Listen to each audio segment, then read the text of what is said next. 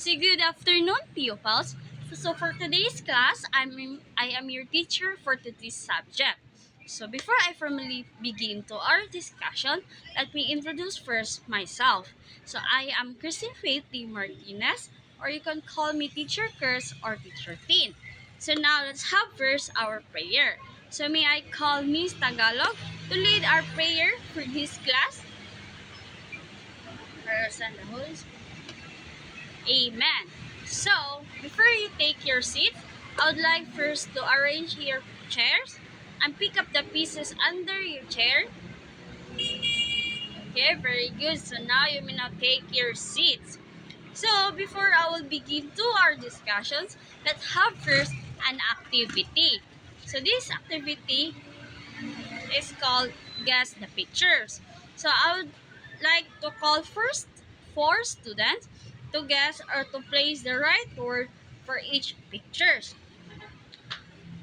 Okay, very good. So, Miss Pancho, what do you call, ano sa tawagan ang naa sa first picture?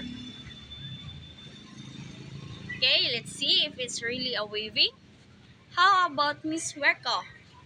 Second picture, what do you think is the right word for that picture? Okay, let's see if it's a really embroidery. Miss Pancho. Oh, ay katulong nga picture, what do you think? Or sa pangalan nga picture? Or nga art? Okay, let's see. How about Miss Moleta?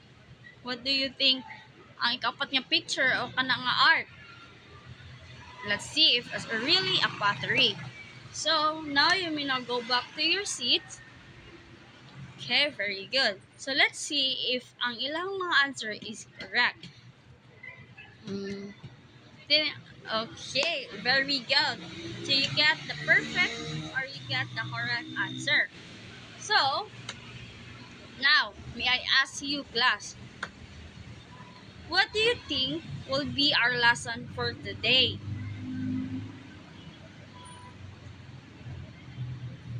Okay, it is really of art. Yeah, let's see. So, what do you know about these handicrafts? Very good. That's good. You have a knowledge or idea. What materials do you think you use in creating them? Okay, very good. So now I will start our discussion. So our discussion for today is all about handicraft. So handicraft is a skilled activity in which something is made in a traditional way with the hand rather than being produced by machines or in the factory. So ang kaning handicraft, it is a skilled activity or a talented person or gifted sila kung kinsa na ay skilled about handicraft. So it is a hand or it called a traditional nga kamot jud siya or anything nga walay involved sa machine or technology. So in handicraft, I will introduce to you four kinds of handicraft. The first one is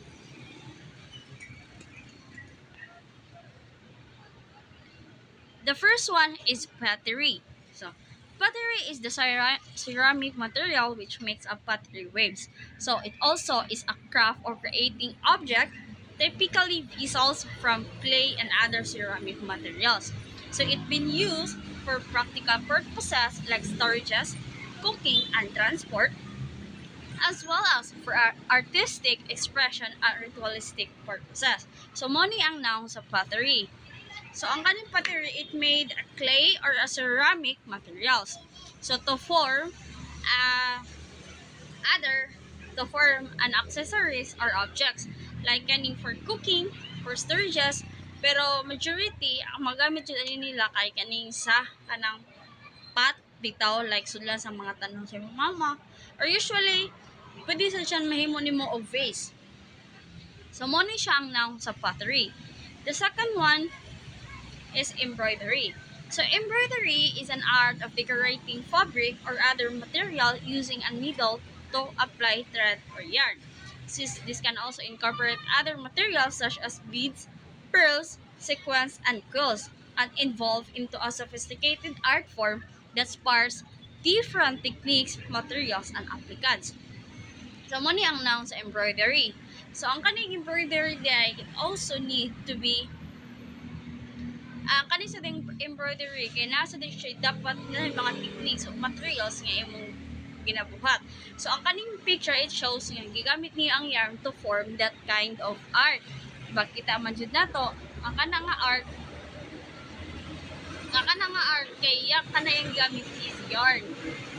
Dahil ang pagkaya sa yarn, nag-apply siya og thread para masud ang yarn which is naka-form sa kanang art. So, the third one is wood carving. So, wood carving is a form of woodworking where pieces of wood are shaped and carved into desired design. So, it can be used chisels, knives, gouges, and saws. Involve the skate manipulation of wood to create shapes, pattern, and sculpture. So, muna ang noun sa wood carving.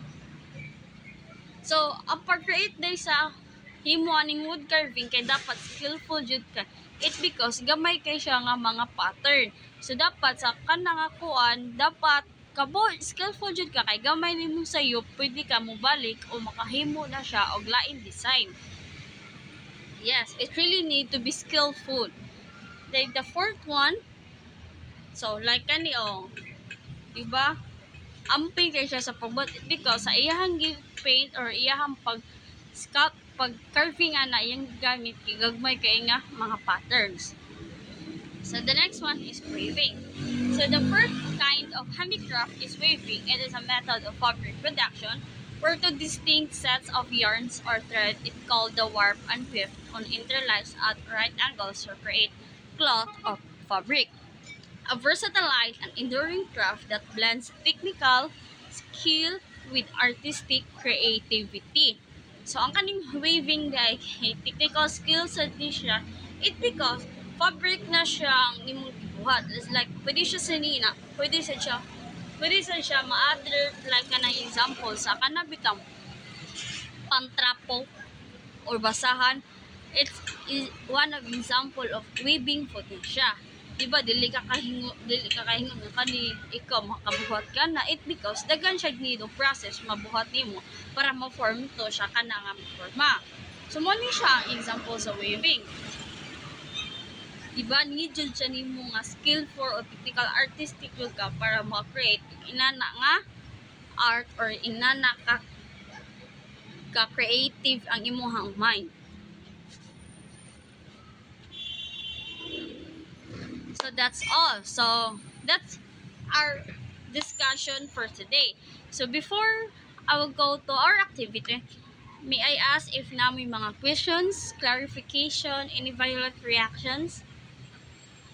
Okay, so wala. So now let's proceed to an activity which is tanaw na to if you really listen to our discussions. So our activity is a group activity, which means students will be grouped into 3 members and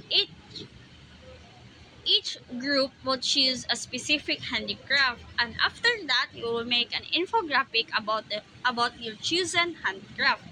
Dahil sa paghimo sa atong infographic, dapat na siya ang origin of your chosen handicraft, the process, materials, and techniques, and lastly is example of that chosen handicraft. Like for example, akong napili nga handicraft kay ang battery. So dapat sa paghimo na ko infographic nakabutan dito ang origin, ang materials, like unsa kung gigamit, unsa nimo pa-process or like unsay process nimo nga ma-form to nimo, unsay mga materials imong gigamit og mga techniques or strategy para ma-form tong battery. And then after that, I'll give you enough time to search and use your gadgets to gather information. Then afterwards, you will present your artwork or your work in the class. So I will give you 20 minutes to create or to start that activity. Okay, very good. So now, all your work is really good. So you really listen to our activity. So now, we'll go through na to our assessment. Rather. So, before before we will start to our assessment, let's first go back sa inyong mga lingkuranan and arrange your chairs.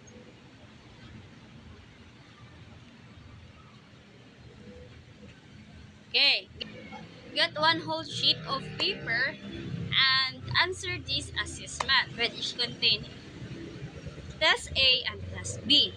So for your Test A, the instruction will be identify what handicraft is as and choose your answer on the box. Write your answer on the space provided before the number.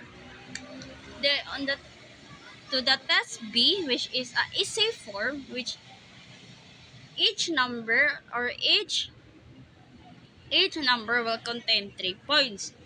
So you need to answer those 2 questions with 2 to 3 sentences para makakuha mo o 3 points each number. So which means ang test B naka-contain or nakakuha siya of 6 points. So after that, finish or not finish, you may submit or pass your paper to the front. Okay, very good. So now, will be make a poster about handicraft by using. So before I will dismiss you, I will give you an assignment. So your assignment will be make a poster about handicraft by using this theme, crafting for a better world. So, mura sa din siya inyong performance task. So for criteria for your poster, creativity 20 points, content 20 points, cleanliness 10 points with a total of 50 points. So pass ni siya nato ugma or atong next meeting nato makita.